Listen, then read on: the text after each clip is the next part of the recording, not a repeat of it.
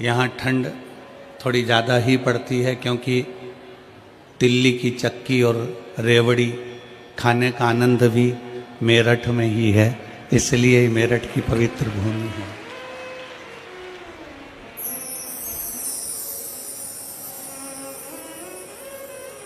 भगवान शंकर को प्राप्त करने के लिए, भगवान शिव की स्तुति गाने के लिए आप और हम सब एकत्रित हुए हैं।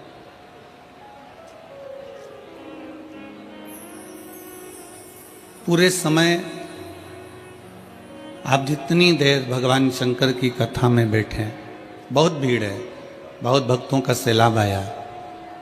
जितने लोग पंडालों में बैठे हैं उससे ज़्यादा पंडाल के बाहर हैं, और जितने पंडाल के बाहर हैं उतने रोड पर अभी चलकर आ रहे हैं। इतना भक्तों का सैलाब।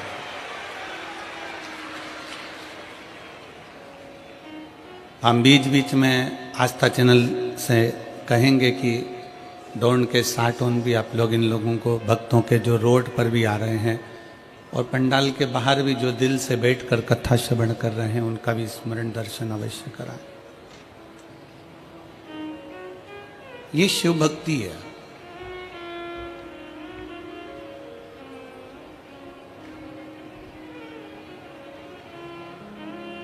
इत हस्तिनापुर है, उत हरिद्वार है, और बीच में मेरठ, और मेरठ के बीच में भी ये शिव महापुराण की कथा आपके दिल में बैठना चाहिए, आपके हृदय में बैठना चाहिए। जब आप इसको दिल से, हृदय से श्रवण करेंगे, और हम तो कहते हैं भोले बाबा से यही निवेदन है, जैसे ठंड शरीर से चिपकती है, उसी तरह भोले बाबा भी आपसे चिपक जाए, और 7 दिन ऐसे चिपकें कि जब घर पर जाओ और घर के लोग आपसे पूछे कि तू, ठंड में तो लोग थर थर कांपते हैं, पर जब से शिव पुराण से आई है तब से श्री शिवाय नमस्तुभ्यम, श्री शिवाय नमस्तुभ्यम, श्री शिवाय नमस्तुभ्यम गा रही है। ऐसा क्या है?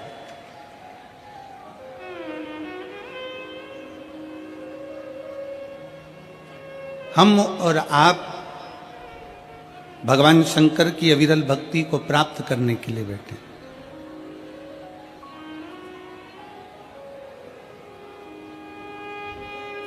पर इतना याद रखो कि जितनी देर बैठो उतनी देर तुम्हारा दिल, तुम्हारा चित्त, तुम्हारा मन शिव में रहे।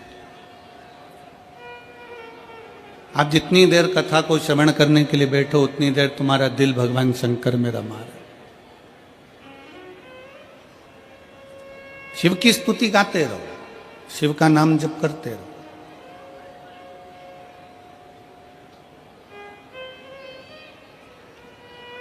आपकी पड़ोसन आपके पास में बैठी है, आपकी अड़ोसन आपके पास में बैठी है, आपकी धड़ोसन आपके पास में बैठी है। कौन बैठा है, क्या वस्त्र पहन कर आया है, क्या आभूषण पहन कर आया है, उससे मूलता ना रखते हुए ये मूलता रखें कि हम शंकर को कैसे देखें।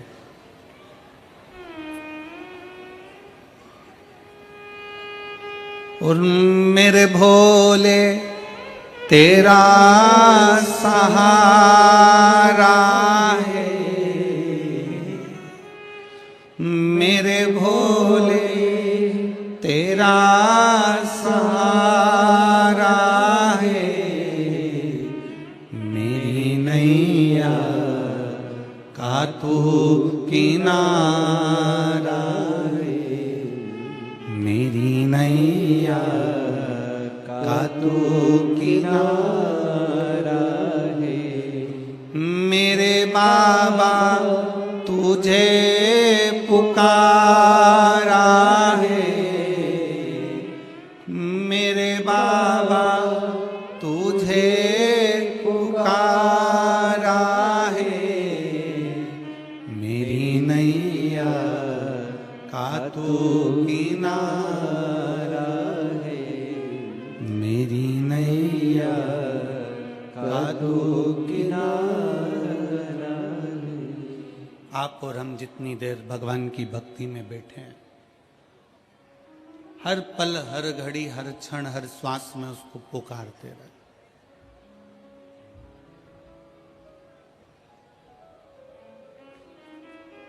ये यजमान परिवार आशीष बंसल जी हैं, श्री कृष्ण कुमार गुप्ता जी हैं, जयप्रकाश जी हैं, राम कुमार जी हैं।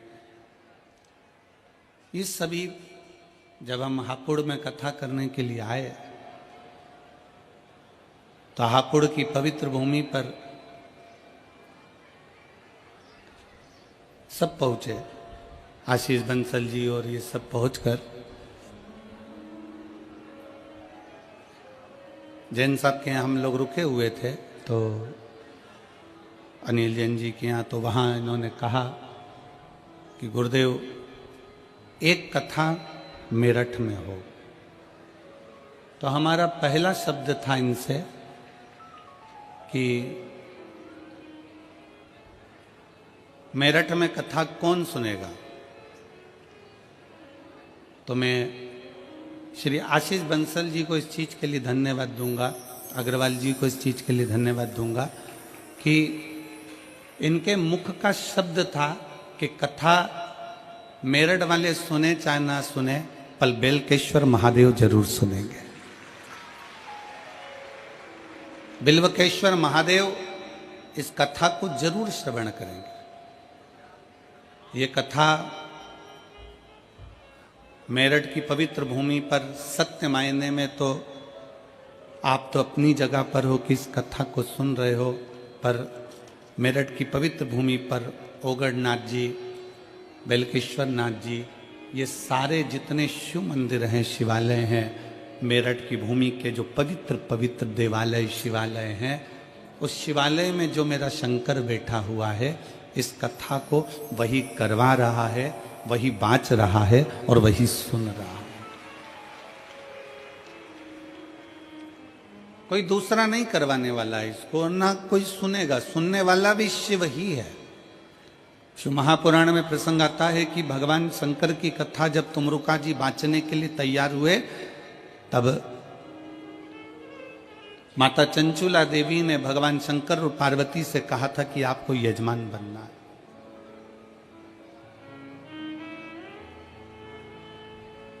और हमने पहले भी कथा में कहा, आज फिर कहते हैं, मेरठ की इस पवित्र धरा पर, वीरों की इस भूमि पर, किस कथा के पंडाल में कथा श्रवण करने के लिए जो लाखों की संख्या में आप लोग पहुंचे हैं, इस कथा के पंडाल में वही पहुंचता है शिव पुराण सुनने के लिए, जिसको मेरे भोले बाबा हाथ पकड़कर पार उतार सकते हैं, जिसको पार लगा दें।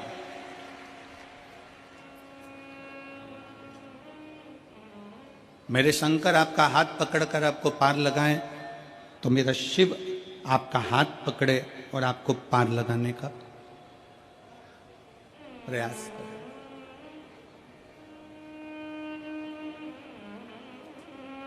चौबीस 24,000 श्लोक हैं शिव महापुराण के अंतर्गत, 12 खंड हैं शिव महापुराण के। और सच्चा शिव भक्त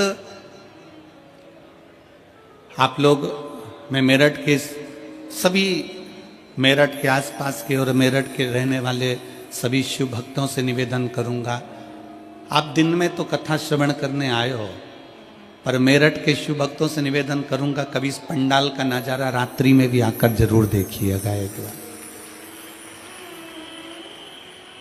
क्योंकि यहाँ जो शंकर के भक्त रहते हैं, कड़ाके की ठंड, बरसता हुआ पानी, तेज धूप, इसका अंदाजा उनको रहता ही नहीं है। ये ऐसे रहते हैं जैसे ठंड में भी शंकर इनके शरीर को ऊर्जा दे रहा है। क्योंकि सच्चा शिव भक्त, भगवान शंकर का जो परम भक्त होता है, वो शिव भक्त भगवान से कहता है कि प्रभु मुझे भोजन मिले ना मिले चलेगा, मुझे भोजन मिले ना मिले चलेगा, पर सच्चा शिव भक्त कहता है कि प्रभु बस आपका दर्शन मिल जाए, इससे बढ़कर मुझे कुछ नहीं चाहिए, केवल आपका दीदार, केवल आपका।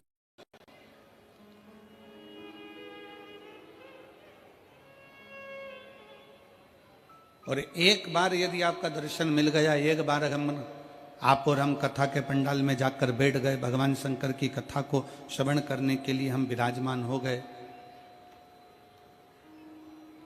एक बार हम शंकर की भक्ति में पहुंच गए, शिव को प्राप्त करने के लिए अगर हम पहुंच गए तो शंकर भगवान से क्या मांगो, शिव से क्या प्राप्त करो।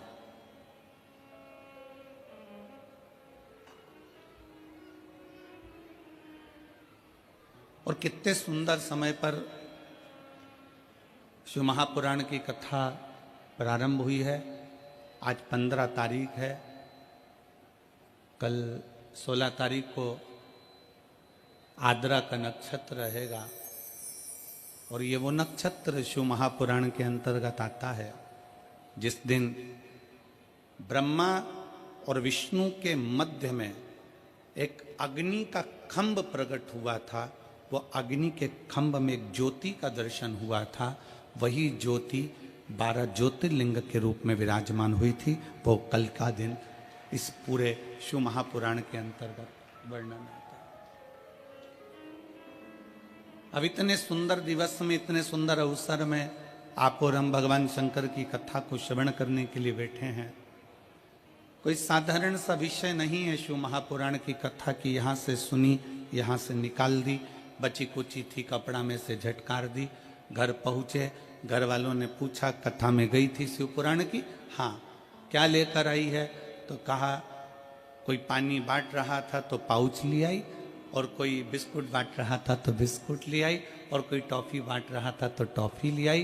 पर सच्चा शिव भक्त वो होता है जो कह दे कि मैं शिव महापुराण की कथा में गई थी और 7 दिन की शिव कथा सुनकर मैं शंकर को अपने साथ में बांध कर लेकर आई हूं, और वो मेरा शिव मेरे हृदय में विराजमान, मेरा शंकर अपने भीतर बैठा हुआ।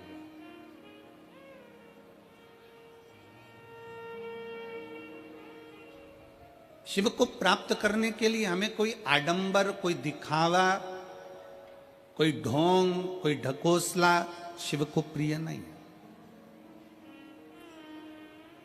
शंकर भगवान को किसी आडंबर की जरूरत नहीं है कि तुम बहुत बड़ा त्रिपुंड लगाओगे तो शंकर के भक्त कहलाओगे, बहुत सारी रुद्राक्ष की माला पहनोगे तो शिव के भक्त कहलाओगे, तुम बहुत बड़ी जटा बांध लोगे तो शंकर के भक्त कहलाओगे, तुम सावन महीने में शंकर को जल चढ़ाओगे तो शंकर के भक्त कहलाओगे, तुम शिवरात्रि के दिन दीप लगाओगे तो शंकर के भक्त कहलाओगे। शिव महापुराण की कथा कहती है शंकर को किसी आडंबर की जरूरत नहीं है, शंकर को किसी दिखावे की जरूरत नहीं है, क्योंकि दिखावा दुनिया वालों से करा जाता है। जो शमशान में बैठा हुआ है उसको क्या दिखाना चाहोगे। शिव तो आडंबर से परे,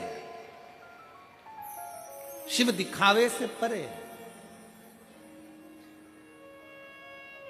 मेरे शंकर भगवान को आडंबर श्रेष्ठ नहीं लगता, मेरे शंकर भगवान को दिखावा प्रिय नहीं लगता। कोई तुमसे कह दे कि मेरे पास आना, मैं तुमको ये दे दूंगा, तुम मेरे पास आना तुम्हारा दुख मिटा दूंगा, तुम मेरे पास आना मैं तुम्हारा भविष्य बता दूंगा, तुम मेरे पास आना मैं तुम्हारी तकलीफें दूर कर दूंगा। शिव महापुराण की कथा कहती है दुनिया में कोई ऐसा मनुष्य संसार में पैदा नहीं हुआ जो किसी का दुख काट दे। दुख तो तुमको स्वयं काटना पड़ेगा अपने कर्म को भोगते हुए, और अपना कर्म की गति का प्रबलता धारण कर कर, अपनी मेहनत कर कर, अपना परिश्रम कर कर तुम्हें खुद आगे बढ़ना पड़ेगा।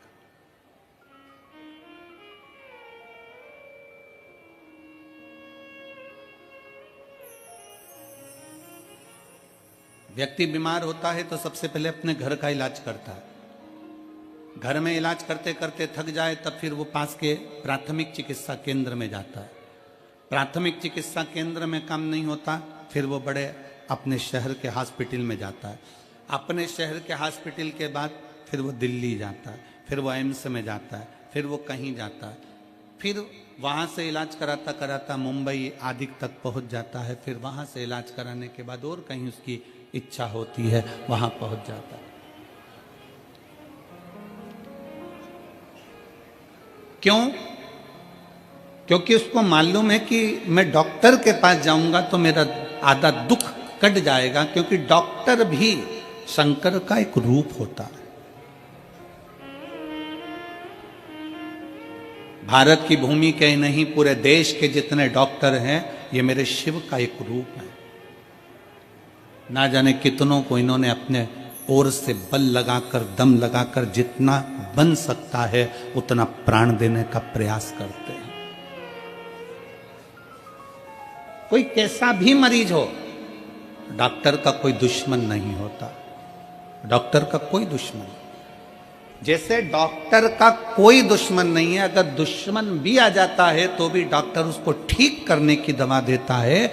अगर कोई डॉक्टर का द्रोही भी आ जाए तो भी डॉक्टर उसको ठीक होने की दवा प्रदान करता है। जैसे डॉक्टर का कोई दुश्मन नहीं होता, क्योंकि डॉक्टर शंकर का एक रूप होता है, उसी तरह शंकर का कोई दुश्मन नहीं होता। शिव शिव होता है, शंकर शंकर। गंधर्व, अप्सरा, नाग, किन्नर, सुर, असुर जितने हैं सब शिव के भक्त हैं। अप्सराएं भी भगवान शंकर का भजन करती हैं, गंधर्व भी भगवान शंकर का भजन करते हैं, देवता भी भगवान शंकर का भजन करते हैं, असुर भी भगवान शंकर का भजन करते हैं, नाग भी भगवान शंकर का भजन करते हैं, मनुष्य मानव सब भगवान शिव की आराधना में डूबे रहते हैं। इसलिए शिव महापुराण की कथा कहती है कि 100 काम छोड़ो, सबसे पहले भोजन करो। 1000 काम छोड़ो, सबसे पहले स्नान करो। 1,00,000 काम छोड़ो, सबसे पहले दान करो। भोजन भूखे को कराओ, प्यासे को पानी पिलाओ। और करोड़ों काम छोड़ दो, सबसे पहले अपने नगर में अगर शिव महापुराण की कथा हो रही हो तो वहां 5 मिनट जाकर बैठ जाओ। अपने क्षेत्र में, अपने नगर में, अपने मोहल्ले में, अपनी सोसाइटी में, अपने कॉलोनी में कहीं 100 kilometre, 50 kilometre, 150 kilometre, 200 kilometre, 300, 400 kilometre के दायरे में भी अगर शिव महापुराण की कथा भगवान शंकर की आशीर्वाद से, उनकी कृपा से अगर आपको श्रवण करने को मिल जाए तो वहां 10 मिनट, 15 मिनट, 5 मिनट, 3 मिनट जरूर। किसी ने पूछा, गुरुजी 3 घंटे की कथा में आप कह रहे हो कि 5 मिनट, 2 मिनट, 1 मिनट जाकर बैठ जाओ, उतनी कृपा भोलेनाथ जी कर देते हैं। इतना सा समय? हम कहते हैं शरीर में बड़े से बड़ा रोग होता है तो एक छोटी सी गोली खाने से पेट का दर्द ठीक हो जाता है, छोटी सी गोली खाने से सिर का दर्द ठीक हो जाता है, छोटी सी गोली खाने से घुटने का दर्द ठीक हो जाता है। तो 7 दिन की कथा में से अगर 1 मिनट की भी कथा मिल जाए तो बड़े से बड़ा दुख मेरा भोलेनाथ अपने आप काट देता है, अपने आप। और अकाल मृत्यु वो मरे जो काम करे चंडाल का, और काल उसका क्या बिगाड़े जो भक्त हो महाकाल। जो शिव की आराधना करने वाला हो, शंकर की उपासना करने वाला, शिव भक्ति में डूबने वाला,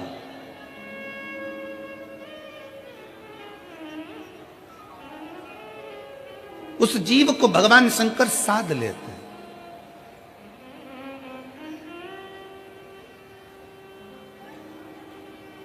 कई लोग कहते हैं, गुरुजी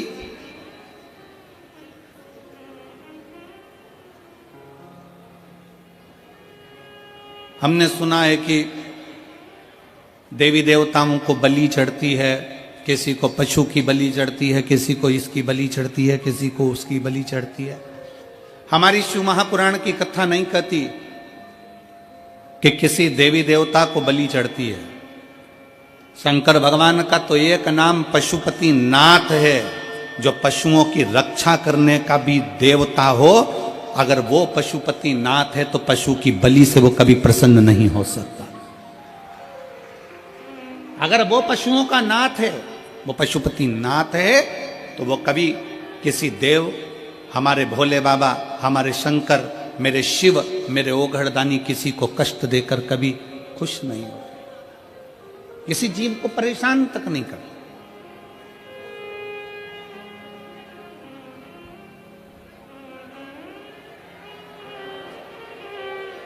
किसी को कष्ट नहीं देते मेरे शंकर। एक देवता है तो वो भी शंकर की आराधना में लगा है, एक असुर है तो वो भी शंकर की आराधना में लगा है, गंधर्व हैं वो भी शिव की आराधना में लगे हैं, अप्सरा हैं वो भी शिव की आराधना में लगी, सब भगवान शंकर की आराधना में लीन है, सब शिव की आराधना में लीन है।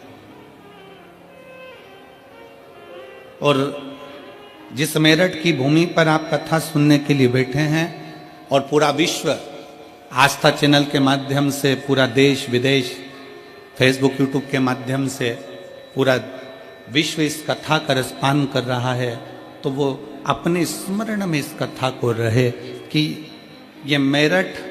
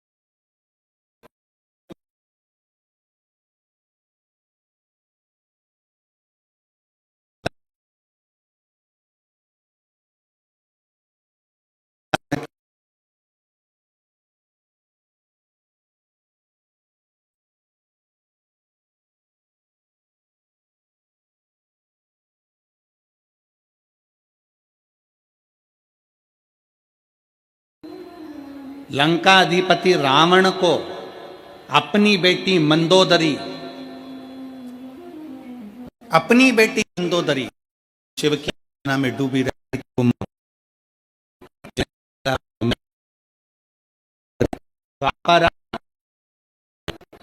अर्जुन भगवान देने वाले भी यही मैदान होते। ये केवल असुर प्रवृत्ति से ही जुड़े हुए नहीं, भगवान शंकर की अविरति धारण। तुम अगर धर्म की रक्षा कर रहे हो, तुम धर्म के पथ पर आगे बढ़ रहे हो, और तुम अगर धर्म को ज्ञात कर कर धर्म की रक्षा में लगे हो, तो एक दिन वही धर्म तुम्हारी भी रक्षा करेगा और तुमको भी बचाने का प्रयास करेगा। आज चारों तरफ उपद्रवी लोग सनातन धर्म को नीचे दबाने का प्रयास कर रहे हैं। आज के जमाने में सनातन धर्म को नीचे की ओर ले जाया जा रहा है। भगवान की निंदा करना, शंकर जी पर दूध क्यों चढ़ा रहे हो, शंकर जी की आराधना क्यों कर रहे हो, देवी जी पे चूनर क्यों चढ़ा रहे हो, देवी जी की आराधना क्यों कर रहे हो, क्यों शंकर जी की पूजन करते हो, क्यों देवताओं की पूजन करते हो। दुनिया के लोगों ने एक लक्ष्य बना रखा है कि सनातन धर्म के देवताओं को बदनाम किया जाए, सनातन धर्म के देवताओं के लिए अपशब्द कहा जाए, और जब ये सनातन धर्म से हट जाएं तो हमारे अपने धर्म में इनको ले लिया जाए और इनके अपने धर्म में विराजमान कर कर इनको भी धर्म भ्रष्ट कर दिया जाए। पर मेरठ वासियों और मेरठ की मेरी जीजियों, चिंता विषय नहीं है। चिंता इस बात की करना है कि आपके और हमारे बच्चे संस्कारों से विहीन तो नहीं है। अपने घर के बच्चों को जैसे ड्रेस पहनाती हो, अपने घर के बच्चों को जैसे बैग टांग कर देती हो, अपने घर के बच्चों को जैसे टिफिन बना कर देती हो, अपने घर के बच्चों को एक लोटा जल भर कर दो, उसको भी शंकर के मंदिर पहुंचाना प्रारंभ करो। जिस घर का बच्चा शंकर के मंदिर की देहली चढ़ता है, जिस घर का बच्चा शंकर के मंदिर की चौखट चढ़ता है, उस घर का बूढ़ा व्यक्ति कभी वृद्धाश्रम पर नहीं चढ़ता है। याद रखना इस बात। अपने बच्चों को यह संस्कार दीजिए कि हमारे घर के बच्चे आगे बढ़ें और मंदिर, देवालय, शिवालय तक पहुंचे। एक पत्र है और मैं बच्चे को धन्यवाद देता हूं इस चीज के लिए कि बच्चे ने कुछ भी नहीं छुपाया, जो बोलना था सब बोल दिया। मैं इस बच्चे को धन्यवाद देता हूं। मेरा नाम ब्रजेश सेन है। मैं जिला टीकमगढ़ मध्य प्रदेश का रहने वाला हूं। कहीं बैठा हो बेटा तो हाथ हिला सकते हो, अगर कहीं बैठे हो तो हाथ हिला सकते हो। मेरा नाम ब्रजेश सेन है। मैं आप ही हैं बेटा? आ जाओ, एक बेलपत्र ले जाना। एक बार हाथ हिलाओ, वापिस हाथ हिलाओ। हाँ ठीक है, आ जाइए, आ जाओ, एक बेलपत्र ले जाना, आ जाइए। मेरा नाम ब्रजेश सेन है।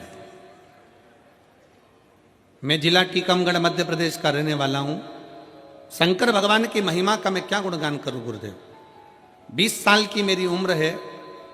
मुझे गलत लोगों की संगत के कारण 18 साल का था तब से ही गलत लत में लग गया था।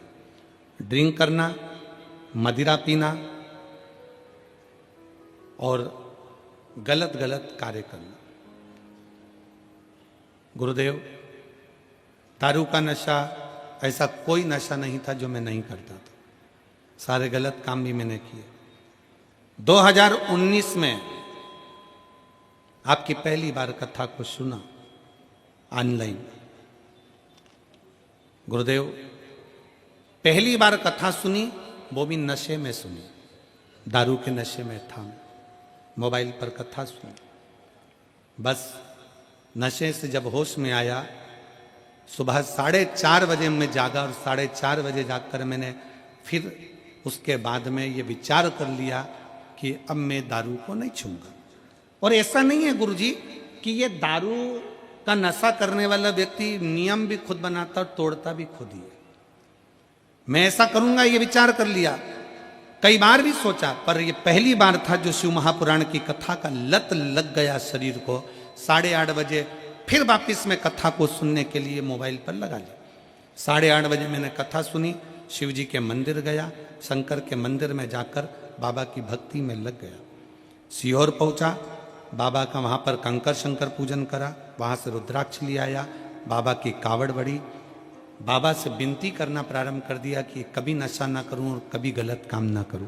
गुरुदेव, आज बाबा की कृपा से कई साल हो गए, शंकर की कथा सुनता हूँ, मंदिर में झाड़ू लगाता हूँ, पोछा लगाता हूँ, शिव की आराधना करता हूँ और आज बाबा की कृपा से कोई नशा नहीं करता, सारे नशे से मुक्त हूँ। और 1 साल नहीं, कई साल निकल गए। बाबा 3 साल से नित्य लगातार नियम से, 3 साल से नित्य लगातार, 3 साल से नित्य नियम से मंदिर, झाड़ू, पोछा, सुबह शाम सब 3 साल से नित्य नियम से मंदिर, झाड़ू, पोछा सब कर रहा हूँ और बाबा की कृपा से सारे नशे से मुक्त हूँ। और बाबा ने अब मेरा हाथ भी पकड़ लिया, बाबा की कृपा से आगे भी बढ़ रहा हूँ। ये शिव, इसको शंकर कहते हैं।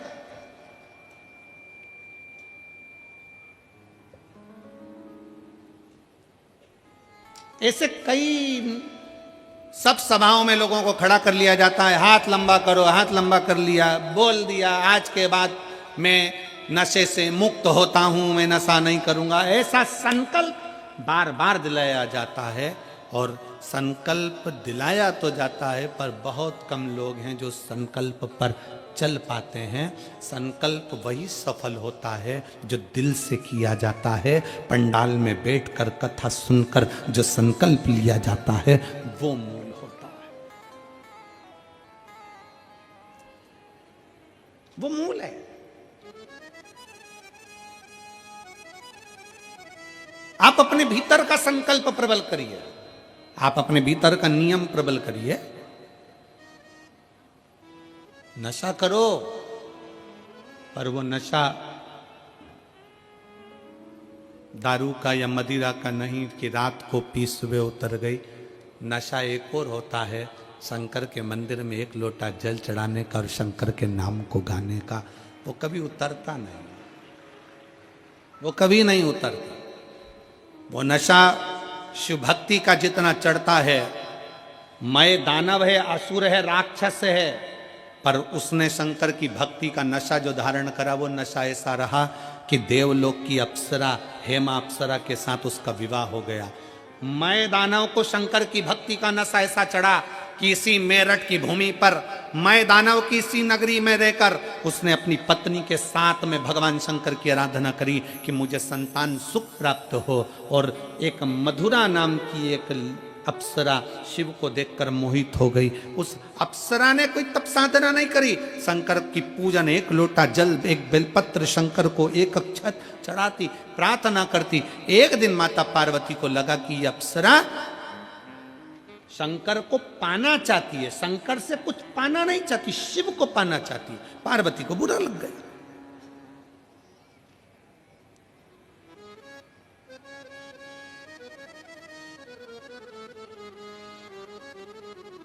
कितने असुर और कितनी चतुर थी।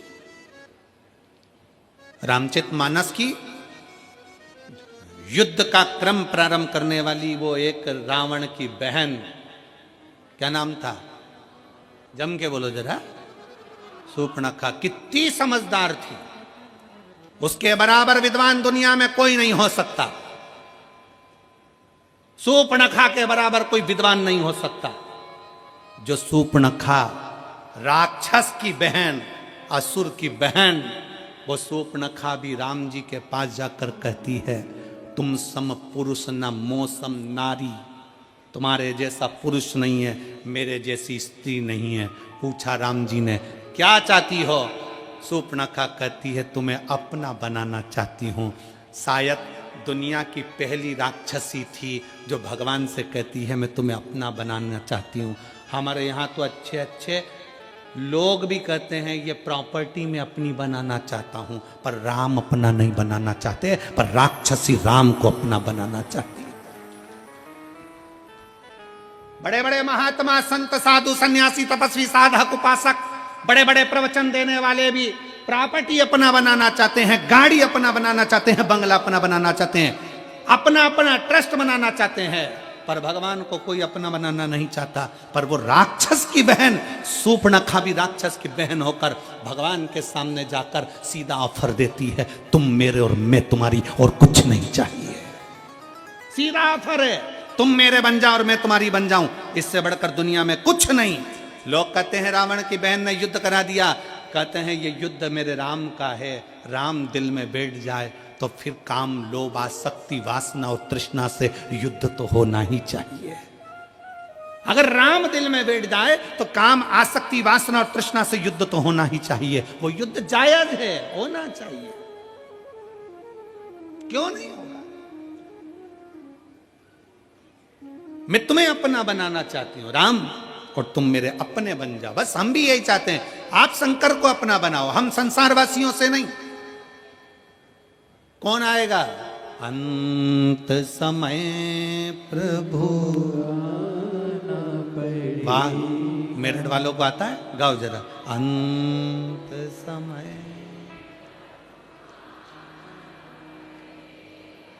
वचन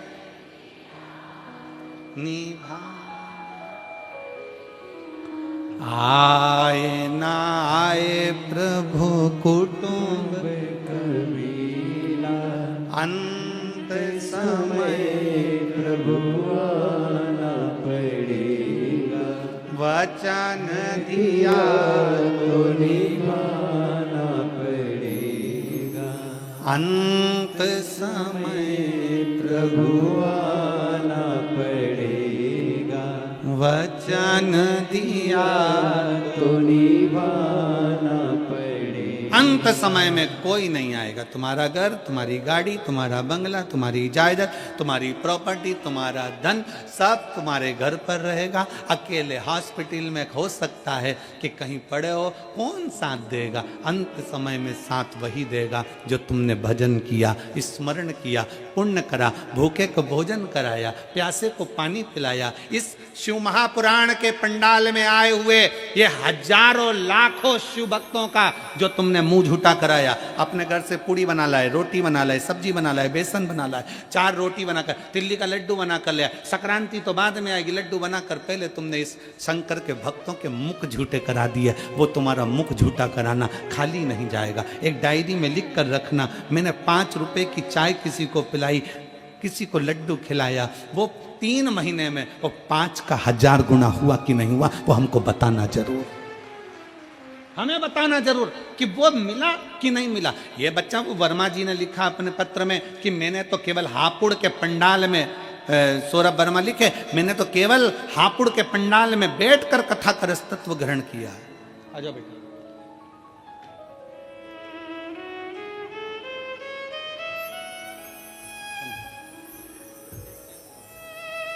इस बच्चे के लिए भी ताली बजाओ जिसने प्रेरणा दी है आज की टीम को।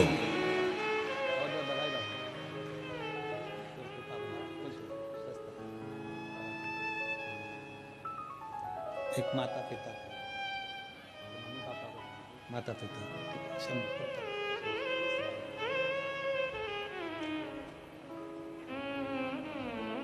आपका किया गया भजन, आपका किया गया स्मरण, फिर निवेदन है, पैसा साथ नहीं जाएगा, करोड़ों का धन है, सब यहीं छूट जाएगा, पर पैसे का पुण्य बनाइए।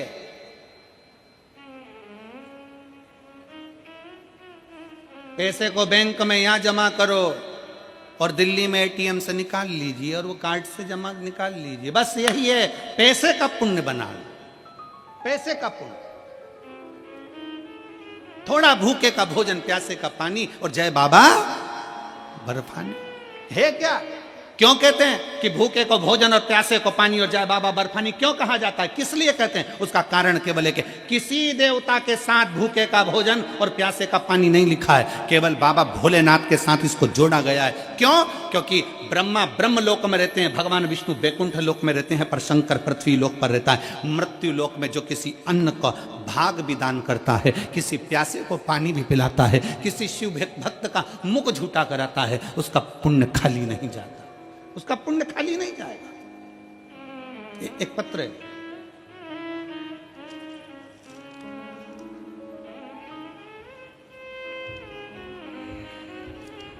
मेरा नाम ओमवती है, मेरा मोबाइल नंबर ये है।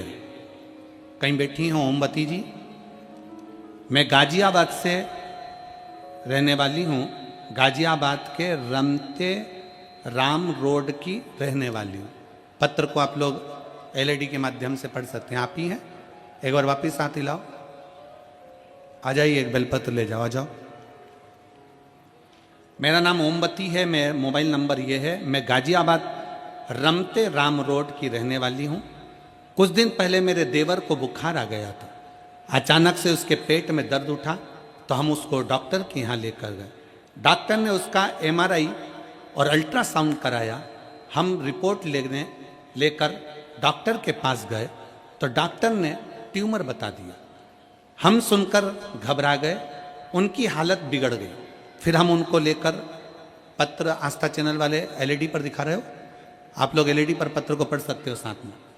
हालत बिगड़ गई, फिर हम उनको लेकर वसुंधरा हॉस्पिटल लेकर गए। वहाँ डॉक्टर ने लीवर में कैंसर बता दिया। जब लीवर में कैंसर बता दिया तो घर के सभी लोग परेशान हो गए। फिर डॉक्टरों ने कहा, उनका एक पीस निकालकर बॉम्बे टेस्ट के लिए भेजा।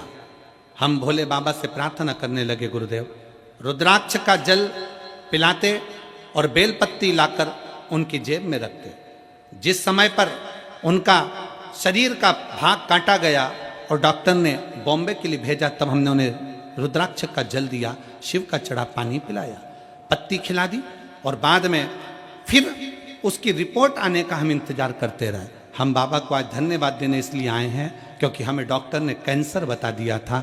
जब बॉम्बे जांच के लिए फिर गई और वापिस लौट कर आई तो शंकर ने ऐसी कृपा कर दी कि डॉक्टर ने कह दिया, बॉम्बे की रिपोर्ट एकदम नॉर्मल है, इसमें कैंसर नहीं है।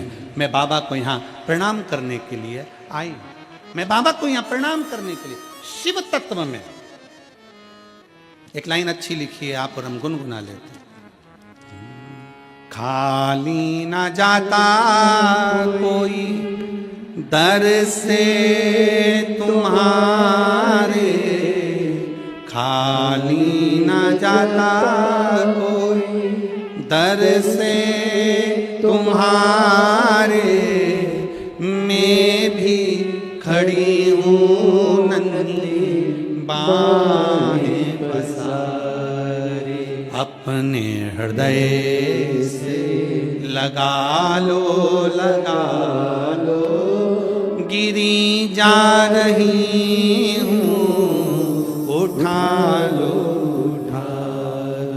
भोले अपने दर से, अब तो ना टालो गिरा जा रहा हूँ, उठा लो। आप शिव को जल चढ़ा रहे हो, उसके लिए विनय कर रहे हो, निवेदन कर रहे हो, महापुराण की कथा पंडाल में बैठकर श्रवण कर रहे हो, भले कितने भी दूर से आए हो, आस्था और विश्वास के साथ बैठे हो तो वो भी तुम्हारे विश्वास को टूटने नहीं देगा। संसार के लोग तुम्हारा भरोसा तोड़ देंगे, पर मेरा महादेव कभी भरोसा नहीं तोड़ता। वो महादेव है और भरोसे को जीवित रखता है, जीवित रखता, वो नहीं टूटने देता।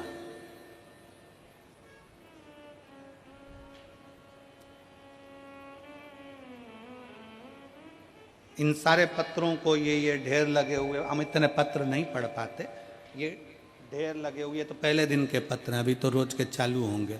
ये इतने पत्रों का जो स्मरण है, हम इन पत्रों को कभी सीओर लेकर नहीं जाते, कभी भी हम यहीं छोड़ कर जाते हैं, क्योंकि इसमें मोबाइल नंबर भी रहता है, इसमें उसका एड्रेस भी रहता है। जिसके मन में संशय हो, तुम्हारे पत्र हैं, उसके मोबाइल पर उसके एड्रेस पर जाओ और तुम्हें जितनी खोजदारी करना है वो सारी खोजदारी करो। इन पत्रों को कभी सीओर लेकर, आपके पत्र आपको समर्पित है, आपने लिखा, हमने पढ़ा,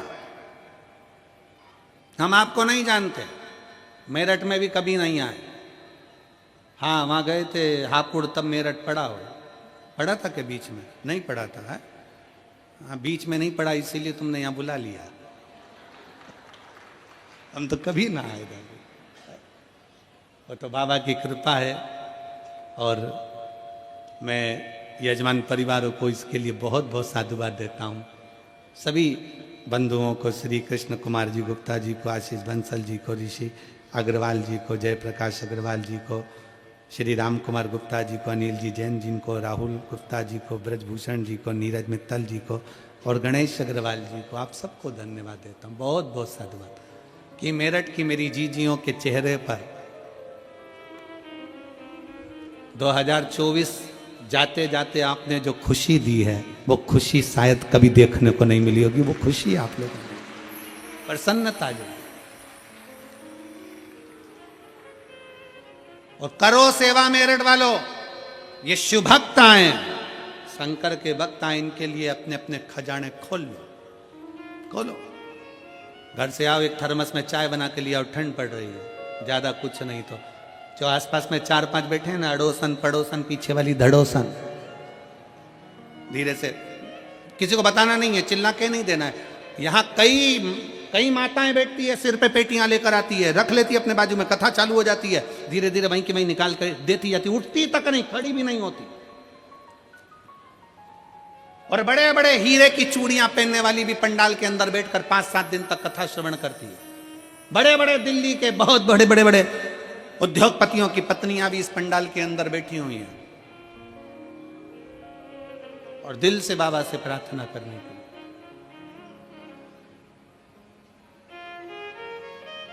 शिव की भक्ति करो। मधुरा नाम की अप्सरा ने शंकर को, पार्वती जी को क्रोध आ गया, पार्वती को लगा कि ये क्या कर रही है। पार्वती गुस्से में आकर माता पार्वती ने मधुरा को श्राप दे दिया, तुझे श्राप देती हूं, तू मेंढक बनेगी, मेंढकी बनकर, मेंढक बनकर तू कुएं में रहेगी। रोने लगी है अप्सरा मधुरा, मेरी गलती क्या है, मेरी क्या गलती। तो शिव को गलत दृष्टि से देखा, शंकर को तूने गलत दृष्टि से देखा, शंकर को गलत दृष्टि से। हाँ, शिव महापुराण की कथा कहती है, विधाता ने तुम्हारे भाग्य में, भाग्य माता ने तुम्हारे भाग्य में, ब्रह्मा जी ने तुम्हारे भाग्य में, तुम्हारी लेखनी में अगर दुख लिख दिया है, कहीं मत जाओ, किसी के पास जाकर मत दुख को रो। विधाता के भाग्य को कोई नहीं पलट सकता, पर विधाता के भाग्य को महादेव पलट सकते हैं। वो शिव है, शंकर।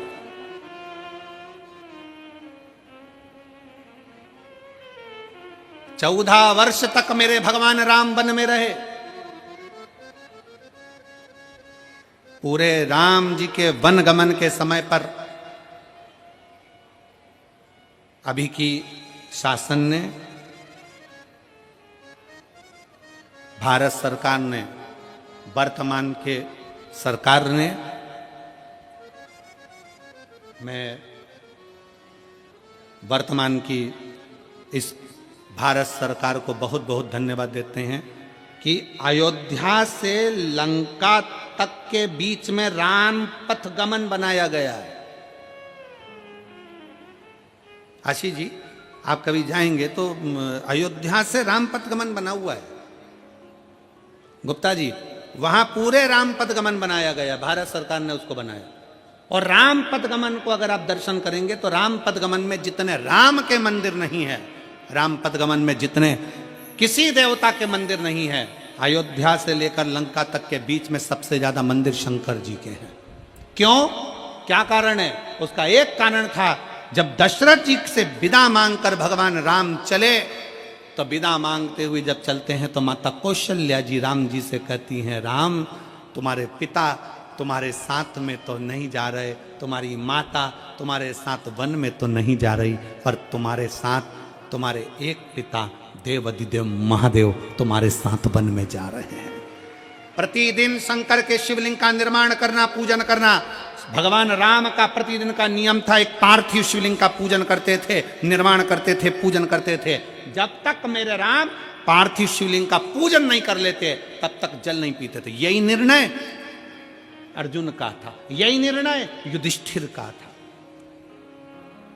जब तक पानी नहीं पीते थे, जल चढ़ाया, राम जी ने पूजन करी, फिर जल पिया। पार्थिव लिंग का निर्माण मेरे राम जी करे तो पूरे अयोध्या से लेके लंका तक राम पथगमन में जितने मंदिर हैं शंकर भगवान के, और सब मेरे राम जी ने जितने पार्थिव शिवलिंग का निर्माण प्रतिदिन करते थे, वहां पर राम पथगमन पर राम जी के मंदिर का सुंदर सुंदर निर्माण हुआ।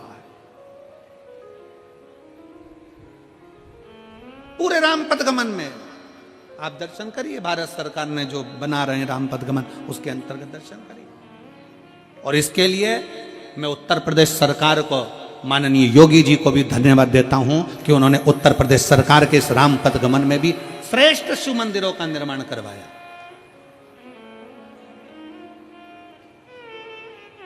श्रेष्ठता है।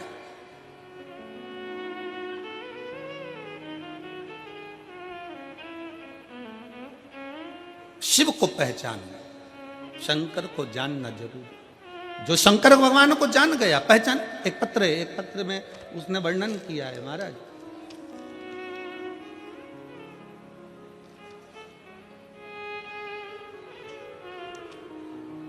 मेरा नाम माया देवी है और मैं गगन बिहार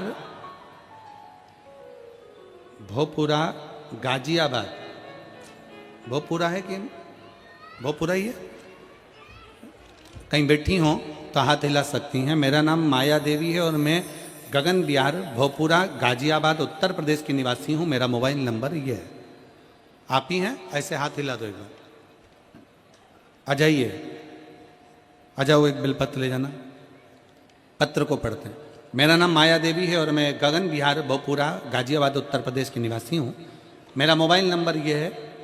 गुरुजी, एक लोटे जल का मैं क्या वर्णन करूं।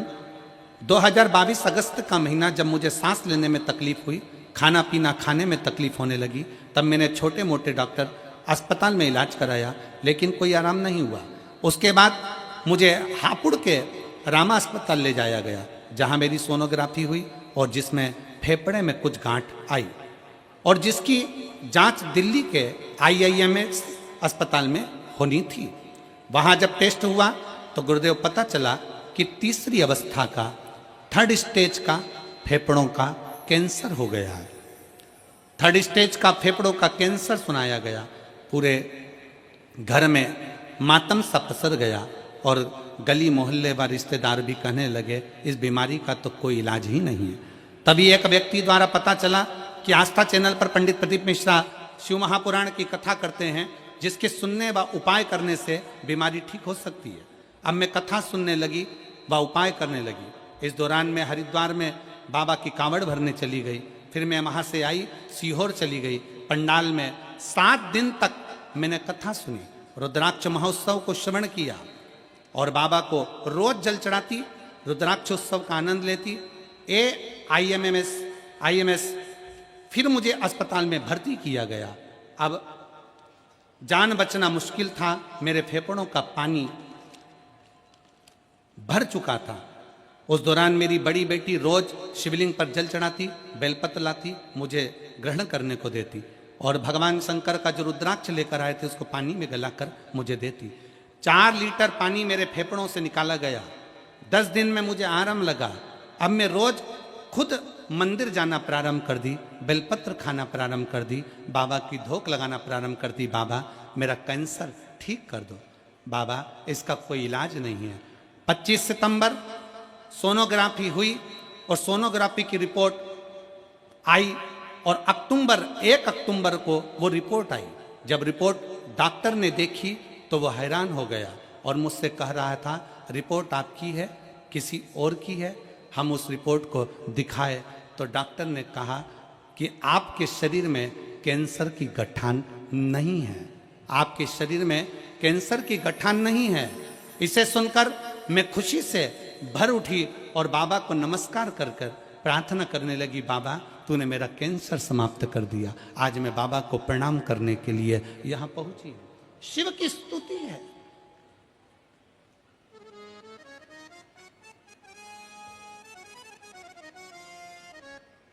लाइन अच्छी लिखी है, सारी समस्या का हल एक लोटा। आपका विश्वास, आपका भरोसा, आपकी श्रद्धा, आपकी भक्ति।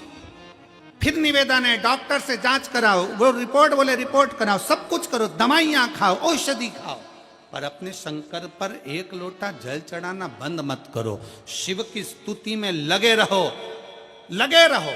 एक ना एक दिन मेरा भोले बाबा तुम्हारी बीमारी को समाप्त जरूर करेगा, क्योंकि उस पर करा हुआ भरोसा कभी टूटता नहीं है, कभी नहीं टूटेगा। उसने माँ ने लिखा, जांच कराने के बाद माँ लिख रही है, डॉक्टर पूछ रहा है